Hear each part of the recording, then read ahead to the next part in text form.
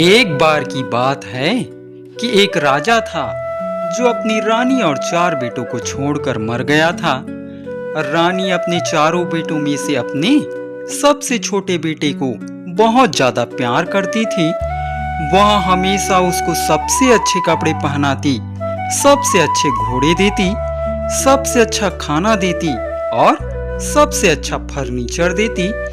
यह देखकर उसके तीनों बड़े भाई हमेशा उससे जलते रहते और अपने उस भाई और माँ के लिए कुछ न कुछ साजिश करते रहते।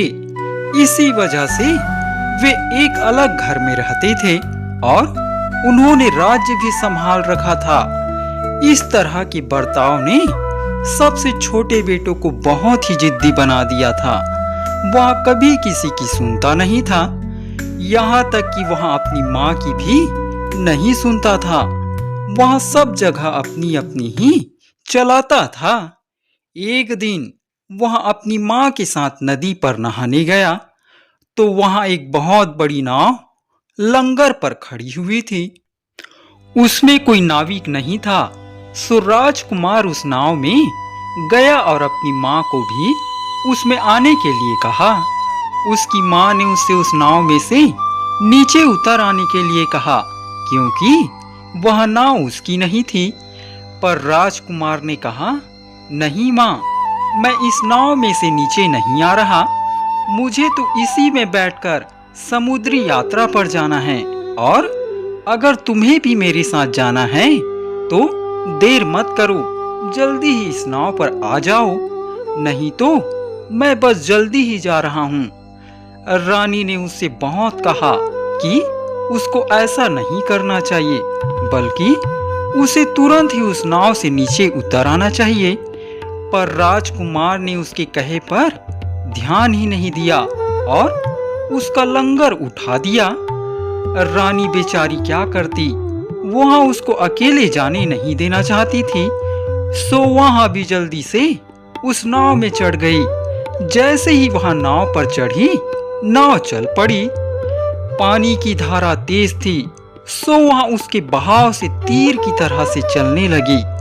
जब नाव खुले समुद्र में कई फर्लांग चल चुकी तो वह एक भंवर के पास आ पहुंची, जहां राजकुमार ने बहुत बड़े साइज के लाल निकलते देखे। इतने बड़े साइज के लाल तो पहले कभी किसी ने नहीं देखे थे। वहां एक एक लाल इतना बड़ा था कि उससे 7-7 राजाओं का राज्य खरीदा जा सकता था। राजकुमार ने वहां से 6 लाल उठा लिए और अपनी नाव पर रख लिया। उसकी माँ ने कहा, बेटा, ये लाल टुकड़े मत उठाओ, ये किसी और के होंगे जिसका जहाज टूट गया होगा। अगर उसने हमको ढूंढ लिया तो फिर वहां हमको चोर बना देगा। जब राजकुमार की माँ ने उससे यहाँ कई बार कहा तो उसने उनको वहीं पानी में फेंक दिया।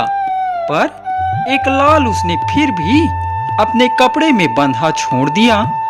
नाव अब वहां से किनारे की तरफ चली और राजकुमार और रानी एक बंदरगाह पर आ गए, जहां वे उतर गए। जिस बंदरगाह पर वे उतरे थे वहां बंदरगाह कोई छोटी जगह नहीं थी। वह एक बहुत बड़े राजा की बहुत बड़ी राजधानी थी। बंदरगाह के पास ही रानी और उसके बेटे ने एक मकान किराए पर ले लिया और वे दोनों वहीं रहने लगे। राजकुमार क्योंकि अभी लड़का ही था तो उसको कंचे खेलने का बहुत शौक था। जब भी राजा के बेटे महल से बाहर अपने लॉन में खेलने के लिए आते तो यह राजा का बेटा भी उनके साथ खेलने के लिए बाहर आ जाता। पर उसके पास कंचे तो थे नहीं, तो वह अपने लाल से ही खेलता था जो उसके पास था। वह लाल इतना सख्त था कि वह जिससे भी टकराता था उसी को कई टुकड़ों में तोड़ देता था। राजा की बेटी अपने महल के छज्जे से खड़ी खड़ी यहाँ खेल देखती रहती थी तो वह एक अजनबी लड़के के हाथ में लाल गेंद देखकर बड़ी आश्चर्यचकित होती। वह उसको बहुत अच्छी लगी तो वह उसको लेना चाहती थी, उसने अपने पिता से कहा कि सड़क के एक अजनबी लड़के के पास अजीब सा चमकीले लाल रंग का एक पत्थर है, वहां उसको चाहिए, वरना वहां भूखी रहकर अपनी जान दे देगी। राजा ने तुरंत ही अपने नौकरों को हुक्म दिया कि वे उस लड़के को उसके उस कीमती पत्थर के साथ उसके पास लेकर आए। जब लड़के को उसके सामने लाया गया तो उसने उसका वहां लाल पत्थर देखा तो वहां तो उस लाल का साइज और उसका चमकीलापन देखकर ही दंग रह गया। उसने इससे पहले ऐसी कोई चीज देखी नहीं थी। उसको तो बल्कि यह भी शक था कि दुनिया में किसी राजा के पास ऐसा खजाना होगा। उसने लड़के से पूछा कि वहां उसे कहां से मिला, तो लड़के ने जवाब दिया, समुद्र से। राजा ने उसको उस लाल के बदले में 1000 रुपये देने चाहे, तो क्योंकि लड़के को तो उस पत्थर के टुकड़े की असली कीमत का अंदाज नहीं था, सो उसने उसको वहां पत्थर का टुकड़ा 1000 रुपये में दे दिया। वह उस पैसे को लेकर अपनी माँ के पास गया तो वहां यह सोचकर थोड़ा डर गई कि शायद उसके बेटे ने वे पैसे किसी अमीर आदमी के घर से चुराए हैं। पर जब उसके बेटे ने उसको यह बताया कि वे पैसे उसको राजा ने उस लाल गेंद के बदले में दिए हैं जो उसने समुद्र में से उठाई थी, तो वहां चुप हो गई। राजा ने वहां लाल उस लड़के से खरीद कर अपनी बेटी को दे दिया और उसकी बेटी ने उसको अपने बालों में लगा लिया। फिर वहां अपने पालतू तोते के पास गई और उससे बोली, क्या मैं इस लाल को अपने बालों में लगाकर बहुत सुंदर दिखाई नहीं दे रही? तोता बोला, सुंदर सुंदर, तुम तो बहुत सुंदर दिखाई दे रही हो, पर क्या राजकुमारियां अपने बालों में केवल एक ही लाल पहनती हैं? यह जब और बहुत अच्छा लगता जब तुम कम से कम 2 लाल पहनती। राजकुमारी को तोते से यह सुनकर अपनी कुछ बेइज्जती लगी, सो उसको बहुत शर्म आई। वह अपने महल के दुख वाले कमरे में चली गई। अब वहां ना तो कुछ खाए और ना पिए। राजा ने जब यह सुना कि उसकी बेटी दुख वाले कमरे में है तो उसको चिंता हुई, तो वह उसके पास गया और उससे उसके दुख की वजह पूछी।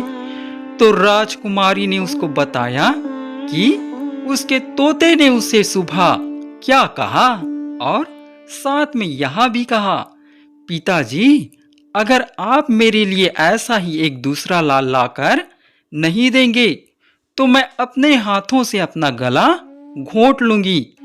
राजा यह सुनकर बहुत दुखी हो गया। वह ऐसा दूसरा लाल कहां से लेकर आए? पहली बात तो उसको यही शक था कि दुनिया में किसी के पास ऐसी कोई चीज थी भी, पर दूसरा लाल वहां कहां से ले आए? यहाँ तो उसको बिल्कुल नामुमकिन ही लग रहा था। उसको तो यही शक था कि ऐसा दूसरा लाल दुनिया में कहीं और होगा भी। उसने उस लड़के को फिर से बुलाया और उससे पूछा, ओ नौजवान, क्या तुम्हारे पास वैसा ही एक और लाल है जैसा कि तुमने मुझे अभी बेचा था? लड़का बोला, नहीं जनाब, मेरे पास तो नहीं है, पर आपको दूसरा क्यों चाहिए? वैसे मैं आपको वैसे लाल बहुत सारे दे सकता हूँ, अगर आपको वे चाहिए ही। ये समुद्र में बहुत बहुत दूर समुद्र के भंवर में मौजूद है। मैं वहां जाकर उनको आपके लिए ला सकता हूँ।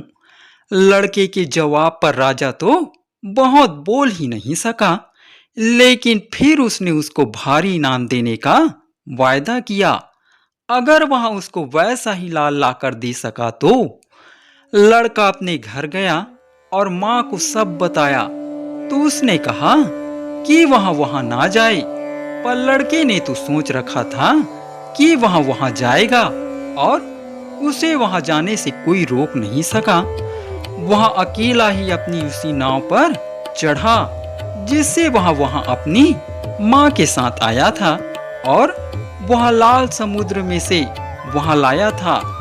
इस पर उसने ठीक उसी जगह पर जाने का विचार किया जहां से वे लाल निकल रहे थे। वहां भंवर के बीच में गया तो उसे वहां समुद्र की तली तक एक नली सी जाती दिखाई दी। वहां अपनी नाव भंवर के चारों तरफ घूमती हुई छोड़कर उसके अंदर कूद गया।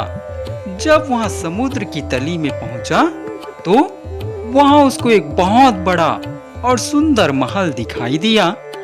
वहां उस महल में घुस गया और उसके बीच वाले कमरे तक पहुंच गया। वहां जाकर उसने देखा कि वहां तो भगवान शिव बैठे हुए हैं। उनकी आंखें बंद है और वह ध्यान में पूरी तरह मग्न है। उनसे कुछ फीट ऊपर एक चबूतरा ही जिस पर एक बहुत ही सुंदर स्त्री लेटी हुई है। लड़का उस चबूतरे तक गया तो उसने देखा कि उस स्त्री का सिर तो उसके शरीर से अलग है। यह देखकर वह लड़का डर गया और सोच ही नहीं पाया कि वह क्या करे। उसने देखा कि उस सिर से खून टपक रहा है जो शिव की जटाओं वाले सिर पर गिर रहा है और लाल के रूप में समुद्र में बह रहा है। कुछ देर बाद उसका ध्यान दो छोटी डंडियों की तरफ गया जो एक सोने की थी और एक चांदी की। वे उस स्त्री के सिर के पास ही पड़ी थी। उत्सुकता से उसने वे दोनों डंडियां उठा ली। जैसे ही उसने वे डंडियां उठाई तो उसके हाथ से सोने की डंडी उस स्त्री के कटे हुए सिर पर गिर पड़ी। इससे उस स्त्री का सिर उसके शरीर से अपने आप ही जुड़ गया और वह स्त्री उठकर बैठी हो गई। उसको वहां एक आदमी को देखकर बड़ा आश्चर्य हुआ। उसने उस लड़के से पूछा, तुम कौन हो और तुम यहाँ आए कैसे? राजकुमार ने तब उसको अपनी कहानी बताई तो वह बोली, ओ नाखुश राजकुमार, तुम यहाँ से तुरंत ही चले जाओ, क्योंकि जब शिव का ध्यान खत्म हो जाएगा तो वह अपनी एक ही नजर से तुमको भस्म कर देंगे। पर वह राजकुमार तो वहां से जाने वाला नहीं था जब वह स्त्री उसके साथ नहीं जाएगी, क्योंकि वह उसको प्यार करने लगा था। आखिर वह स्त्री उसके साथ उसके महल से भागने के लिए तैयार हो गई। वे दोनों पानी के उस सतह पर आए और उस नाव में चढ़ गए जिसको राजकुमार भंवर के पास ही घूमती हुई छोड़ गया था। उस नाव में उन्होंने पहले से ही बहुत सारे लाल भर लिए थे। वहां से वे जमीन तक आए और राजकुमार उस स्त्री को अपने माँ के पास ले गया।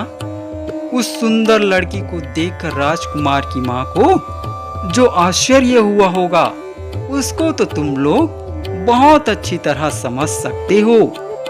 अगले दिन सुबह ही राजकुमार ने एक नौकर के हाथ एक बड़ा बर्तन भरकर लाल राजा के पास भिजवा दिए।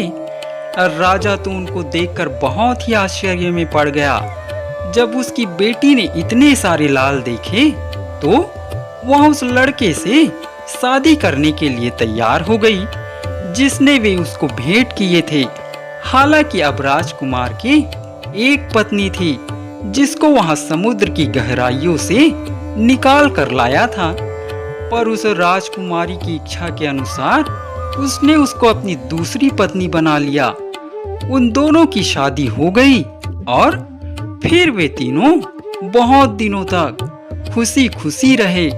उनके बहुत सारे बच्चे हुए।